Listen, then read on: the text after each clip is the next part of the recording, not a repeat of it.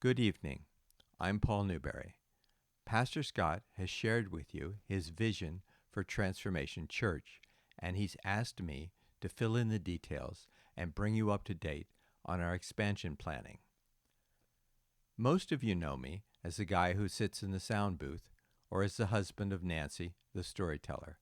What you may not know is that I have a technical theater degree and a master's in business administration. I have toured with the Rolling Stones and had the privilege of designing and overseeing the building of a 70,000 square foot computer manufacturing facility. More recently, Nancy and I coordinated the renovation of the 20,000 square foot old Emlenton Mill, converting a dilapidated industrial building into an ice cream shop, hostel, antique cooperative, and museum. But you're not here to listen to my resume.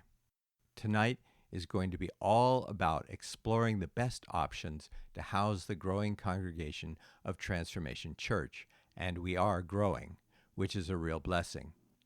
Here are our current options. 1. Remain in our current 8,000 square foot, 140-seat building, which we are quickly outgrowing and is currently for sale. 2.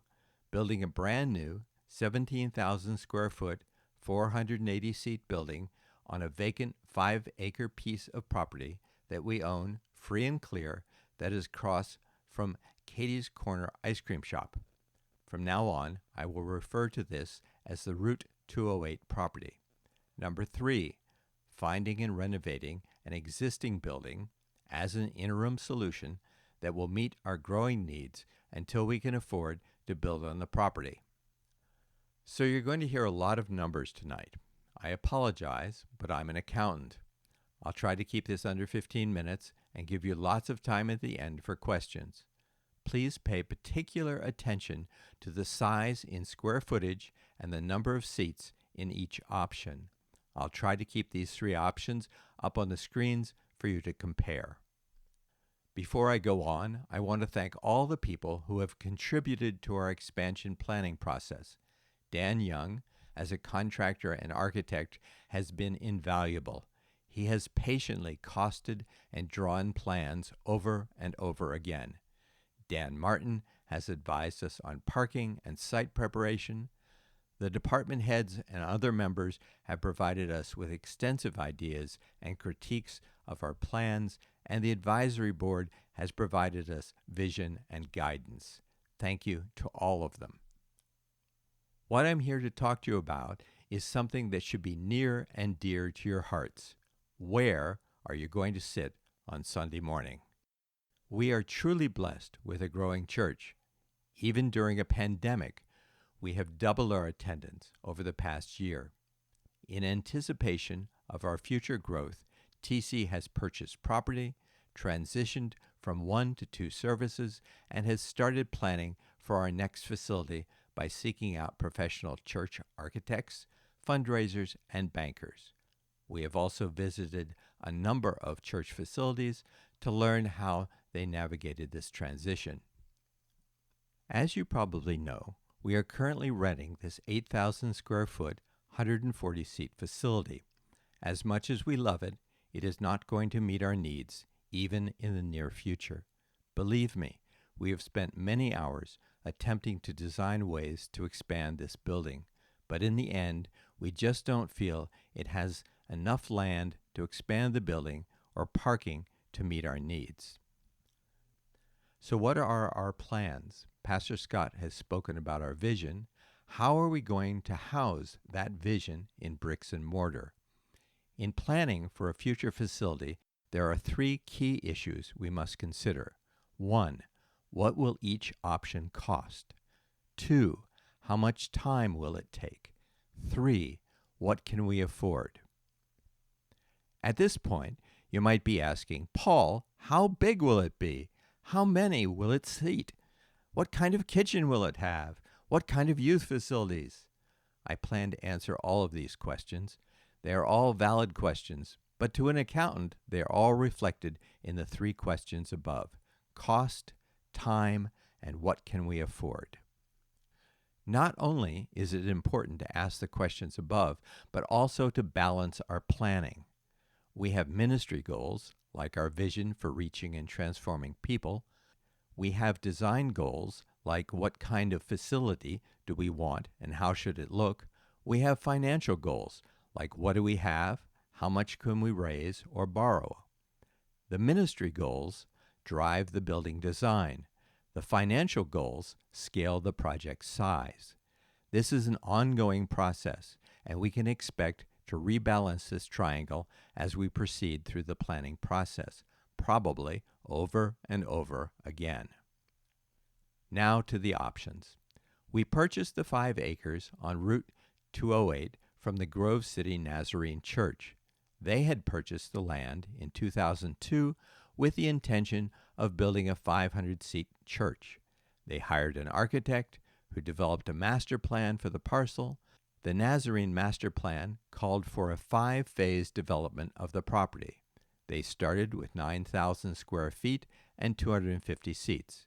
Next, they added a 12,500 square foot, 500-seat sanctuary. They eventually grew into a 53,000 square foot, 500-seat campus with classrooms and a large gymnasium and social hall. While we don't intend to use their master plan, you can see that this property has lots of potential for future expansion. So why didn't the Nazarene congregation build? In the end, they discovered that they couldn't afford to build even the first phase, and they didn't need to expand as they anticipated. It's really expensive to build a church. Our future design for the Route 208 property is for a 17,500 square foot, 480-seat building. We started our design process with a 7,500 square foot building and have literally gone through 35 versions of this building to get to Dan Young's current drawing. It has a covered entryway, a large foyer, cafe, and welcome center. It has a children's wing, a catering kitchen, youth area, offices, large restrooms, and a large 480-seat sanctuary, which takes up the bulk of the building. It was designed to be expanded to a future building which would sit next to the original building. Based on our current information from the architect who spoke to us last year, the minimum cost in today's dollars would be about $2.5 million to $3.5 million and take 20 months to design and build. And that would be after we secure sufficient funding to begin. Just for comparison, I want to give you some insight into the process Trinity Point Church in Clarion went through to plan, design, and build their church, which was completed in 2016. Trinity Point is a 550-seat, 30,000 square foot, $5.3 million church. They started their church planning in 2008, closed on their property in 2010, broke ground in 2012, started construction in 2014, and had their first service in 2016. They had raised $1 million before they broke ground and have since had 3 more fundraising campaigns, which raised an additional $1.4 million. The remaining $3 million is mortgaged. That was 8 years from conception to occupation. It does indeed take quite a while to build and finance a church. So where is Transformation Church in this process today? We are 6 years old. We have outgrown 2 facilities. We have purchased 5 acres of property for a future campus. We have done a lot of thinking about the design of our future church. Where do we stand financially? After 6 years, our building fund stands at $46,000.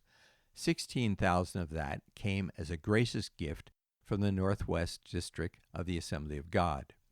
Over the past year, our congregation has raised $32,000 towards building the new campus. We have also spent some money developing the 5 acres of property on Route 208, which we own free and clear. For some time now, Pastor Scott and some of the members of the advisory board have felt that there may be an interim step between our current building and our future campus on the Route 208 property. This was initially prompted by the decision of our landlord to put our current facility on the market. If they should sell this building, we would have only 90 days to vacate this facility and to find another place to hold our worship services.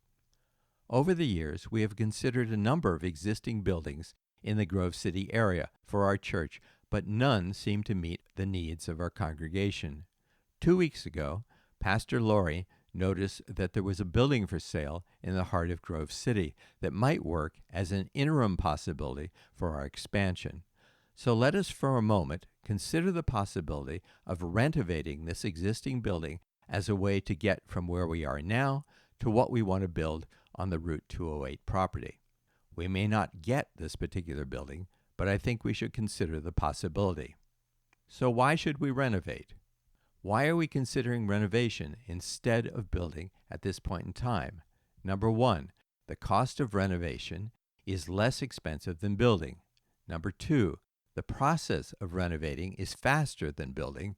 And number three, a less expensive project is more affordable to mortgage. Steigerwald's Kitchen and Baths is a 20,000 square foot, single-story building in the heart of Grove City, which was a former grocery store. Half of the building contains 2 nicely renovated office rentals, each about 2,000 square feet. There is also an additional 5,000 square feet divided into an attractive foyer, a showroom, several nice offices, a kitchen, a beautiful reception area, and bathrooms. The remaining 10,000 square feet is a fabrication shop that could be easily renovated into a sanctuary and children's youth wing.